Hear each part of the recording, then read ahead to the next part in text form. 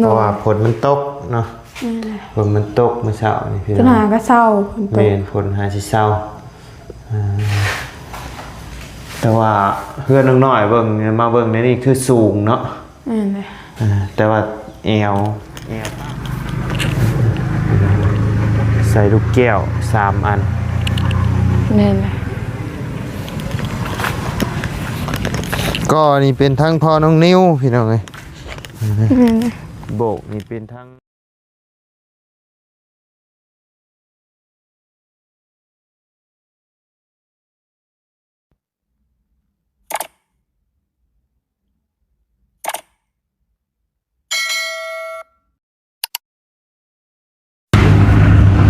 เนาะพี่น้องเลยทักทายกาดสบายดีเด้อเนาะพ่อแม่พี่น้อง FC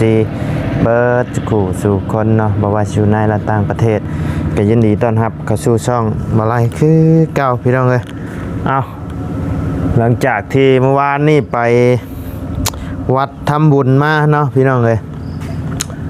แบะมาหาทางน้องน้อยเพิ่นก้อนเนาะบัดนี้พี่น้องสบายดีเด้อเนาะโอ้แล้วเบิดเลยเนาะก่อนนี่เนาะโบกก็หาก็ได้ห้องนึงโบกหาสิแล้วห้องนึง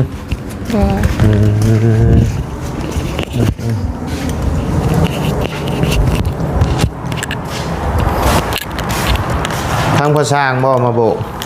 แม่นเลยสิแล้วห้องนึงตัวนี้บ่ห้องยันห้องตะพุ่น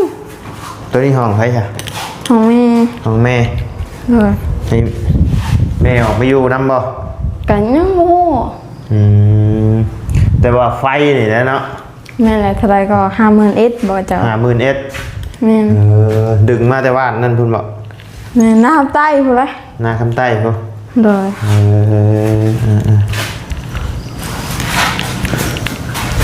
เพิ่นก่อแล้วแต่โดนแล้วบ่ก่อนี่ก็บ่โดนบ่ได้ถือว่าเรียบร้อยเนาะพี่น้องเอ้ยวันนี้ทั้งภาษาบ่มาครับบ่ได้มามื้อนี้ฝนตกหาสิเช้าพี่น้องเอ้ยพอดีว่าฝนตกเช้าทั้งบ่ไล่กันแล่นออกมาเวียกงานก่อนจังหน่อยนึงพี่น้องเอ้ยพอได้งานลงเอาง่ายๆซะพี่น้องเอ้ยมีไผแน่มาหาคุมื้อนี่บ่าวว่านนี่ก็บ่าวเวียดก็บ่าวต้าวันอยู่ว่านนี่บ่แม่นมื้อนี้มาอยู่บ่มื้อนี้ฝนตกน่าจะมาอยู่ดอกเนาะช่วงพุ่นแหละช่วงแรงๆพุ่นแหละพี่น้องการช่วงแรงแต่ว่าทางบ่ยาวกับเขาน้องนิ้วเขาบ่าวผัดไส้นี่น่าจะบ่ได้มาพี่น้องโดยบ่าวผัดไส้พาแม่ไปผ่าตัดอยู่ขอนแก่นพี่น้องไปตรวจเบิ่งนี่แหละบ่แม่นว่าไปผ่าตัดดอกพี่น้องไปตรวจเบิ่งว่าเพิ่นสิผ่าตัดให้บ่เนาะโดยแล้วก็ทั้งบ่ยาวก็อยู่ต้อนรับทีมงานลาวใต้เนาะพี่น้องให้เพิ่นมาเล่นมาเที่ยวมาเยี่ยมมายามเนาะแต่ว่าทางบ่ไล่ก็ยังบ่ลงไปพี่น้องเอ้ยเพราะว่าฝนมันตกเนาะฝนมันตกเมื่อเช้านี่พี่น้องหาก็เศร้าแม่นฝนหาสิเศร้าแต่ว่าเพื่อนน้อยๆเบิ่งมาเบิ่งในนี่คือสูงเนาะแต่ว่าแอวต่ำพี่น้องเอ้ยคันเฮือนแอวสูงขึ้นแน่หน่อยนึงนี่งามพี่น้องเอ้ยอันนี้ส่วงแอวมันต่ำแล้วก็เลยตัวนี้มันสูงพี่น้องแม่นแหละเพิ่นปิดทวนนะนี่เพิ่นคือปิดอยู่พุ่นบ่บ่ล่ะเพิ่นคือบ่ปิดอยู่นี่ทางพอช่างบ่ปิดนี่นะอันนั้นน่ะบ่แม่นเลยมันเห็ดจำปงมันคือเป็นจำปงอยู่หั่นนะมันเป็นจำปงอยู่จังซี่เนาะแม่นแหละปกติมันต้องปิดอยู่พี่น้องเป็นแต่ละเฮือนแบบใหม่ปะจักแบบใหม่บ่นั่นแหละเครื่องไม้เครื่องมือภาษาเพิ่นบ่ได้เอาเมื่อบ่ใช่บ่เพิ่นปะไปนี่ปะจักเอาไผนอนเผาพอเฮาอ๋อพอจ้ะบ่เลยผู้พี่น้องเอ้ยอยากกินตามบังหุ่งก็มีครบเนาะ โดย ประเด็ปิงนัวมีครบแต่ว่าทางพอสร้างเพิ่นบ่ได้นอนอยู่พี่บ่ บ่เพิ่นเมื่อ เที่ยวเอา โดย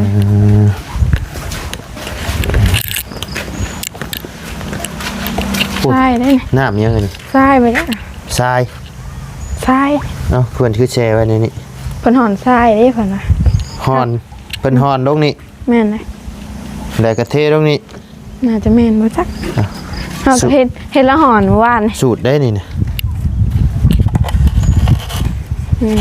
เด้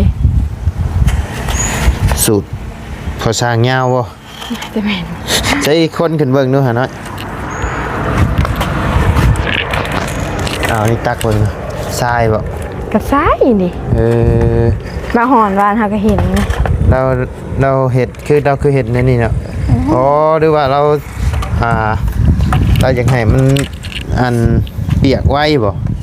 เวลาอันผสมปูนมันจะง่ายเนาะ น่าจะแม่นบ่จัก วัดข้นปูนมันสิเข้ากันง่ายอยู่บ่ใช่ผสมเข้ากับปูน น้องเพิ่นนะ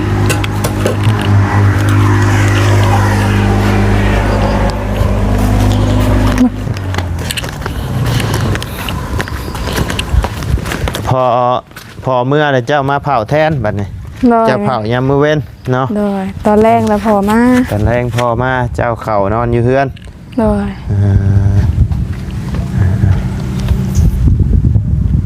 งามอยู่บ่ ฮะ งามอยู่บ่ ก็ถามว่าตอนนี้งามบ่มันก็ท่านได้สาบได้อย่างมันก็บ่ปานใดแล้วน้อง แต่คันว่าเอาทาสีเอาสาบเอาอย่างไรก็โอเคเอาเบิ่งในจุดนี้อยู่ในระดับนี้ก็ถือว่างามในอีกระดับหนึงเนาะ โดย ก็งามพี่น้องไงใส่ส่องลมน้ำเนาะ โดย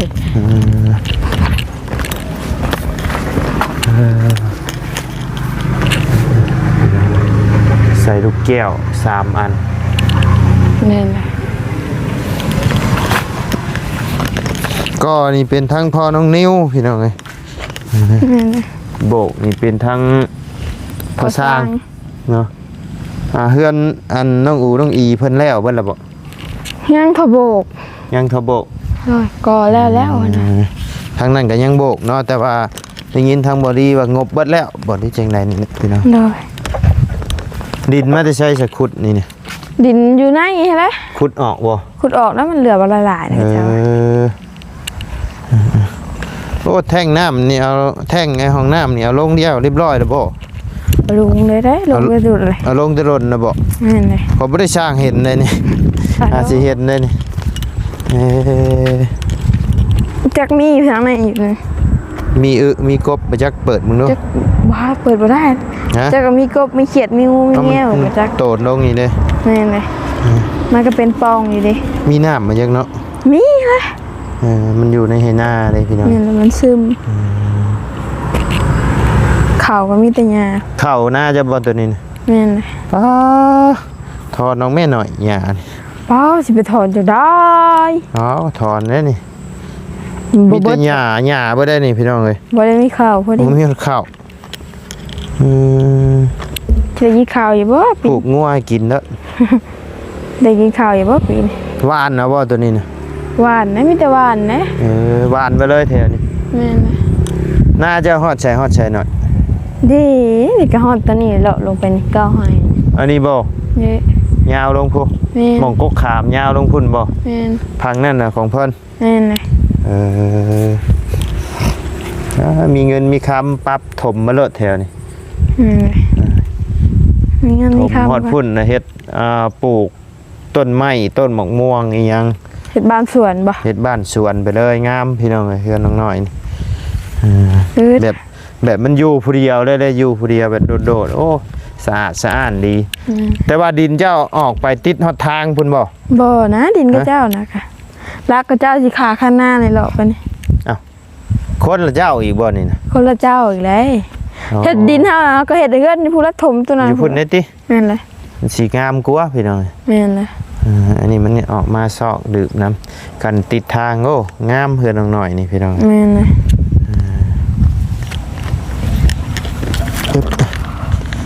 น มักชะลีนี่ก็บ่ได้กินดอก ไม่ได้กินดอกนี่นะก็กล้วยนี่ก็สิตาได้กินอยู่บ่ ได้กิ ได้ น กินอยู่แล้วเนาะก็กล้วยเนาะ ก็กล้วยเด้มันก็ปรุงอันนี้ปลูกเชื้อเมื่อยถั่วบักแถบก็บ่ได้กินถั่วแล้วมันถึกน้ำอีหยังอีหยามันก็ตายเนาะ อึ๊บ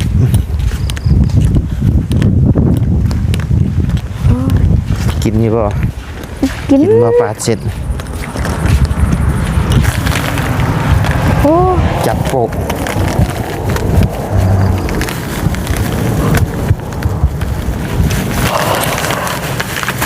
บรรยากาศนี่นอนเว้นนะพี่น้อง เย็นดี จนบ่อยากตื่นบ่ไรพี่น้อง เพิ่นเพิ่น ไม่ต้องกินได้แล้วกินถุงเดียวพอ อ่า อ้วนนะ ใจเลยบ้าเจะว่าเฮาอ้วนบ่ อ้วนนะกินอยู่บ่ กินแล้วแกะเลย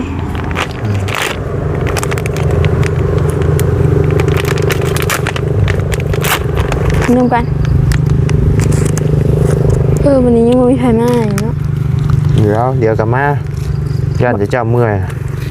บ่ฮาวาต้านี่ฮาวาต้าบ่าเดี๋ยววันนี้ไปมาเนาะ บ่นิ้วบ่ได้มาย่ำบ่ได้มามื้ออื่นก็เจ้าเพิ่นสิได้มาหรือบ่ว่าส่งถ้าส่งทีมงานลาวใต้เมื่อบ้านเนาะพี่น้องทางบ่ไรสั่งขนมน้ำแม่น้องนิ้วเพิ่นอยู่พี่น้องเอ้ยมาพอดีว่ามีทั้งแม่เพิ่นให้บ่ไรเอาขนมมาแจกมื้อข้าวพรรษาอยู่วัดบ้านดงบางยางนี่แหละพี่น้องเอ้ยไปเด้อไปร่วมแจกน้ำเด้อไปอยู่บ่ จักเด้อถามเบิ่ง ไปต้องไปแต่เช้าเลย โอ้หาวันนั้นตื่นสาย น ค่ะ อน บัด ตื่นช่วยไปบ่ได้หรอก หานอนตื่นสาย ประมาณ 7 โมง 8 โมง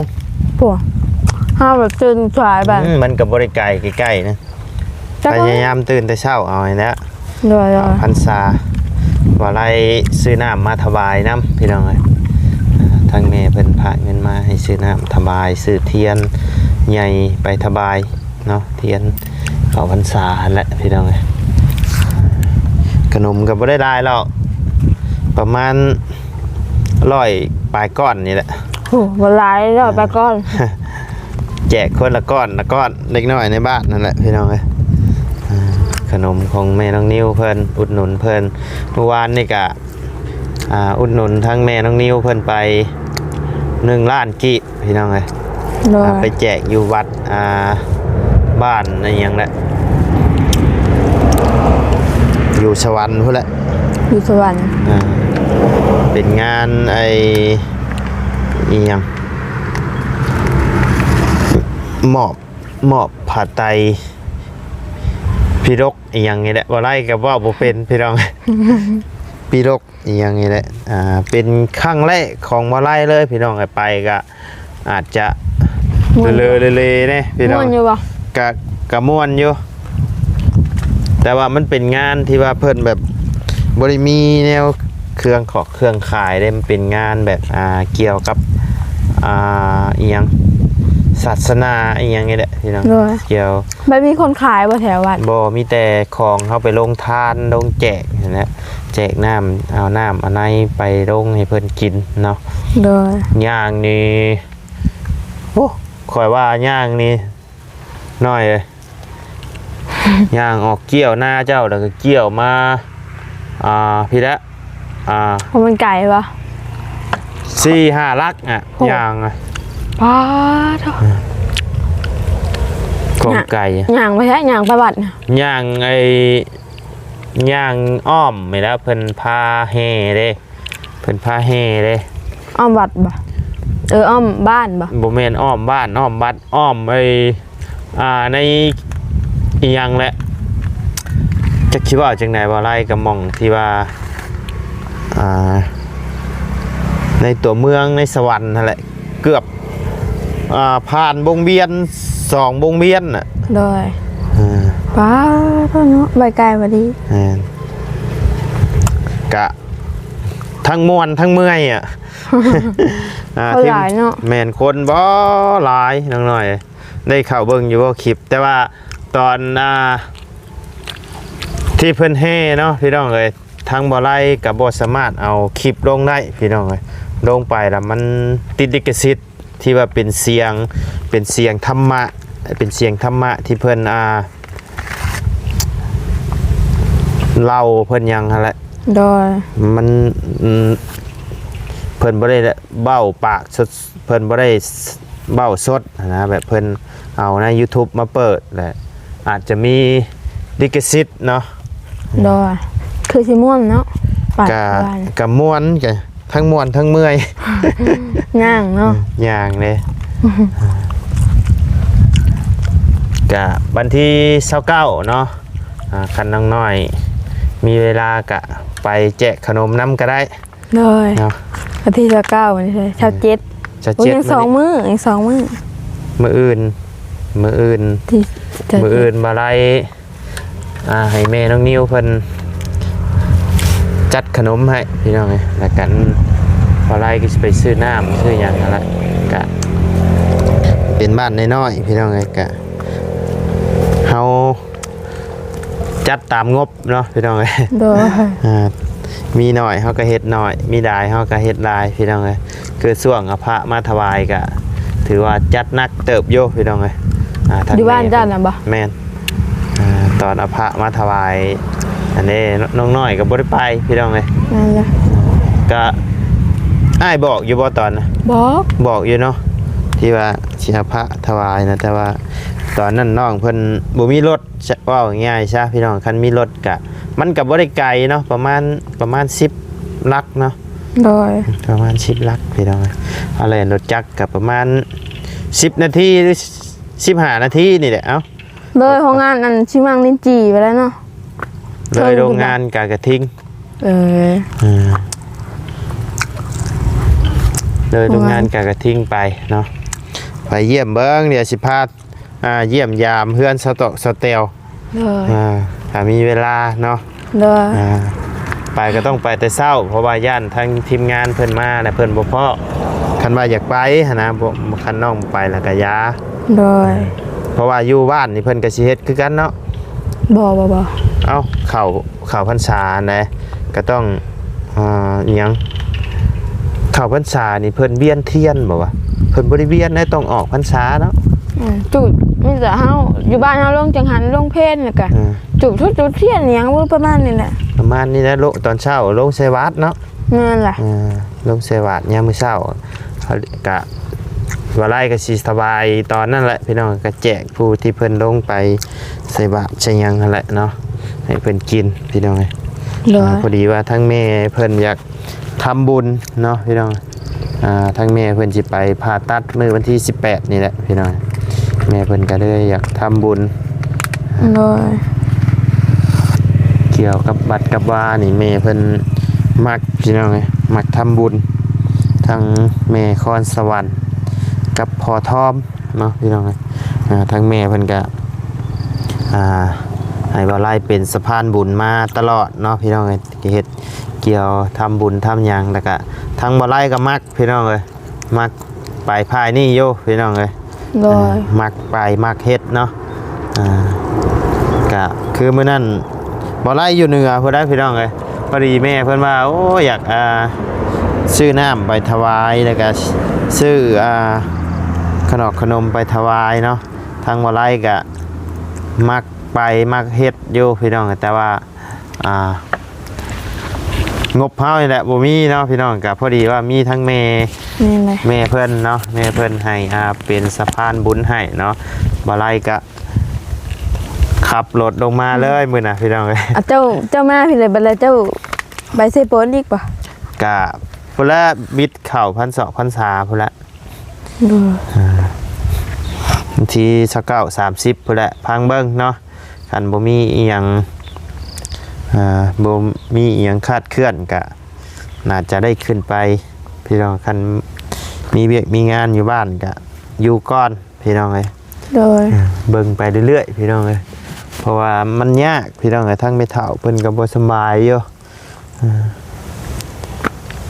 มันยากไม่เท่ากันตอนนี้ก็ย่างบ่ได้ไปบ่เป็นละนอนใช้แพมเพิร์สอยู่พี่น้องเอ้ยตอนนี้ก็จักความสิเฮ็ดไปหาหมอกะห้องหมอแถวนี้ไปเบิดแล้วพี่น้องมีแต่เพิ่นแนะนำไปหม่องผู้ละพังไทยไปไทยไปหยังพวกพี่น้องแต่ว่า บ่พ่อมีเงินหลายก็บ่ได้อีกเนาะ เอา ไปไทย เงินเฮามันบ่ถึงพี่น้องเอ้ยเงินเฮามันบ่ถึงก็เลยเอาเฮาก็ปัวตามมีตามเกิดหั่นแหละพี่น้องเอ้ย แม่นเลยไป เฮ็ด ไทย ตามที่เฮาเฮ็ดได้ แพงนะไปไทย โอ้เจ้าต้องมีเงินระดับ ค่าใช้จ่ายอีกแบบนี้เนาะ ไปรอบหนึงมันต้องมีเงินระดับ 4-5 หมื่นขึ้นไปอ่ะ ไม่นะ ค่าอยู่ค่ากินค่าห้องหมอค่าหืดค่ายาอีกหลายสิ่งหลายอย่างน้องเอ้ย แม่นเลย เจ้าต้องมีอ่ะจังไปได้อันบ่มีนี่คือจบเลยแหละ ไปใส่บ่ได้เนาะ แม่นเลย กะติบ่ได้ก็พาไปทุกที่นั่นแหละพี่น้องเอ้ยแถว